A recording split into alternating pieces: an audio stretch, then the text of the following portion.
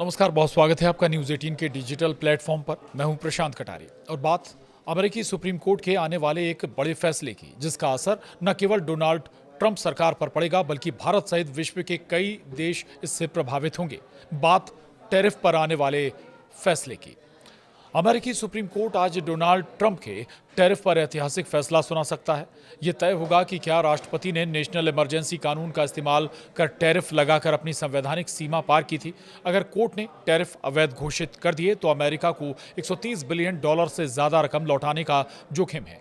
9 justice में से केवल 3 जस्टिस ट्रंप के खुले समर्थक माने जाते हैं। बाकी बेंच टैरिफ को कानूनी रूप से कमजोर मानने के संकेत दे चुकी है। इस फैसले का असर सिर्फ अमेरिका तक सीमित नहीं रहेगा बल्कि चीन से लेकर भारत तक ग्लोबल ट्रेड की दिशा तय करेगा।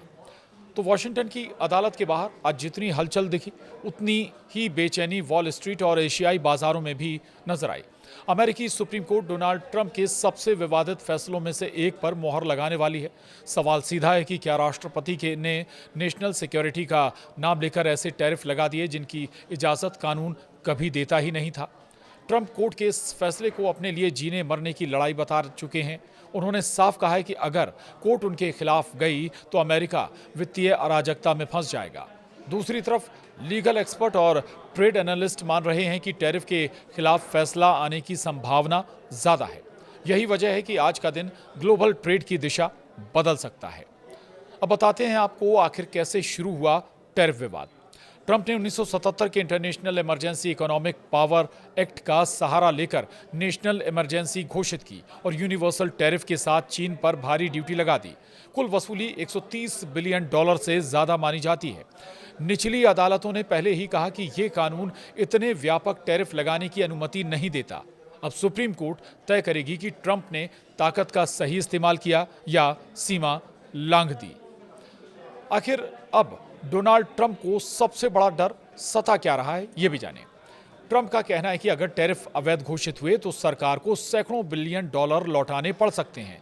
उन्होंने चेतावनी दी है कि इतनी बड़ी रकम लौटाना अमेरिका की फाइनेंशियल स्थिति को हिला सकता है। इसी डर की वजह से उन्होंने इसे नेशनल सिक्योरिटी से जुड़ा मामला बताया और कोर्ट पर दबाव भी बनाया। वहीं 9 सदस्यीय बेंच में ऐसे 3 जस्टिस जिन पर ट्रंप की उम्मीदें टिकी हुई हैं। जस्टिस सैमुअल एलिटो पहले भी ट्रंप के एग्जीक्यूटिव पावर के समर्थन में फैसले लिख चुके हैं। इसके अलावा जस्टिस क्लेरेंस थॉमस लंबे समय से राष्ट्रपति को ज़्यादा अधिकार देने की लाइन लेते रहे हैं और जस्टिस नील गोरसच कानून की शब्दशः व्याख्या करते हैं जो कई बार ट्रंप के पक्ष में जाती है। इन्हीं तीनों से ट्रंप को उम्मीद है कि वे कोर्ट के अंदर आखिरी ढाल बन सकते हैं। अब ये भी जान लीजिए बाकी बेंच सवाल क्या उठा रही है। चीफ जस्टिस जॉन रॉबर्ट्स मानते हैं कि टैक्स और टैरिफ का अधिकार संसद के पास है, ना कि राष्ट्रपति के पास।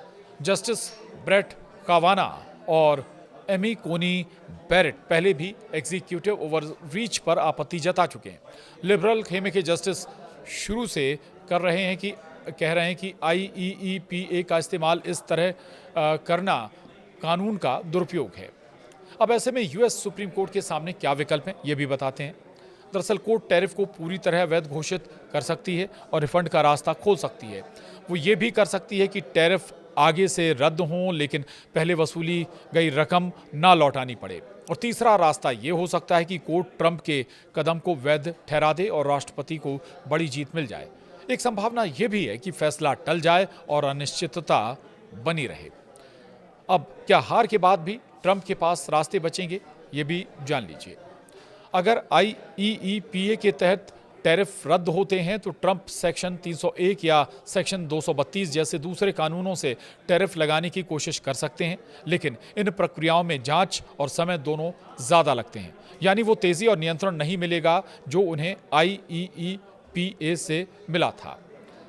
अब अमेरिकी कोर्ट में आने वाले इस फैसले का भारत के लिए क्या मतलब है, क्या मायने हैं, ये कम शब्दों में समझ लीजिए। अगर टैरिफ हटते हैं तो चीन से बाहर निकल रही मैन्युफैक्चरिंग का बड़ा हिस्सा भारत की तरफ आ सकता है। इससे IT, फार्मा और ऑटो पार्ट्स कंपनियों को सीधा फायदा मिलेगा। अगर टैरिफ बने रहते हैं तो ग्लोबल कीमतें ऊपर रह सकती हैं और भारतीय एक्सपोर्ट्स पर दबाव बढ़ेगा। इसलिए नई दिल्ली भी इस फैसले को बेहद करीब से देख रही है। तो इंतजार करिए अमेरिकी सुप्रीम कोर्ट के आने वाले टैरिफ पर इस फैसले का। नमस्कार।